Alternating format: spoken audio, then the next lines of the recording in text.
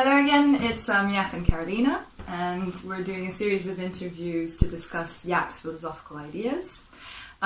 We want to pick up where we left off yesterday, which was discussing schizophrenia.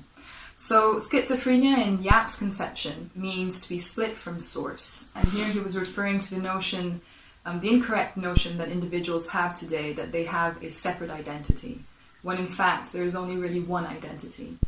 But what Yap explained was that this false premise has led to a number of false ideologies and institutions built off the back of these, as we've seen throughout human history. So I'd like to get, Yap, your views a little bit on this process. And I've heard you describe the consequences of these false ideologies and institutions as a genocide of spirituality. Yeah. So could you please just begin by explaining what you mean by that? Yeah, genocide of spirituality. Yeah, there are many corrupt manifestations of all the schizophrenic ideologies, have brought war and corruption and starvation and famine and slavery and oppression, etc. All these manifestations through corrupt ideologies, through corrupt mindsets, okay? That's the premise, okay? And if we consider the last 10 millennia and all the war and, all the crime, all the corruption as one big wave, okay? And get into the sort of exegesis of it, get into the intertextuality of it all and measure it, okay? There have been many degrees of oppression, but we use the word genocide when we're talking about something of great magnitude, a crime that has phenomenal magnitude. The Holocaust, 6 million Jews, the gulags under Pol Pot, phenomenal magnitude, the idea to just obliterated 2 million lives in such a callous fashion, okay, in such a schizophrenic fashion. But I wanted to, use the word genocide for, in relation to our spirituality and how much that has been robbed. Okay, so let's just look at this. Women have been demeaned under the Catholic schizophrenic umbrella construct, okay, under the monarchic construct. Women have been actually demeaned under all constructs, most of the constructs of corruption. People have been born onto plantations, babies a day old, and for their entire lives, 70 to 80 years, they were slaves, picking cotton, serving the master, etc. Meaning they were denied their own lives, their own spiritual essence to be on this planet. To allow one to live their own poetic journey, unaltered by another, unfettered.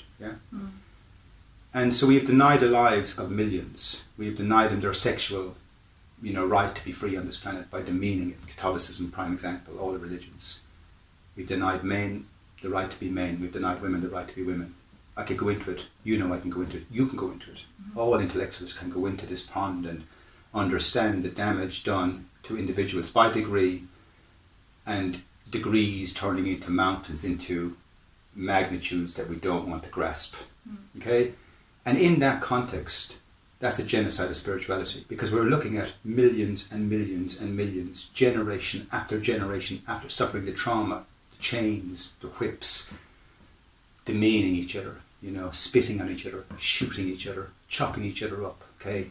I mean, it's vile, and it's vile because we are such a gentle, beautiful species. That naturally goes in the face of our fundamental right to be on this planet. Actually, I'm a fundamentalist. I'm fundamentally for equality and all the elementary positions that govern it. I'm fundamentally for clean air. I'm fundamentally for clean water. I'm fundamentally for all, to give all the right to live on this planet, as I've said, as beautiful, God-driven individuals, to deny none of them, to exploit none of them. I'm a fundamentally for that. Okay?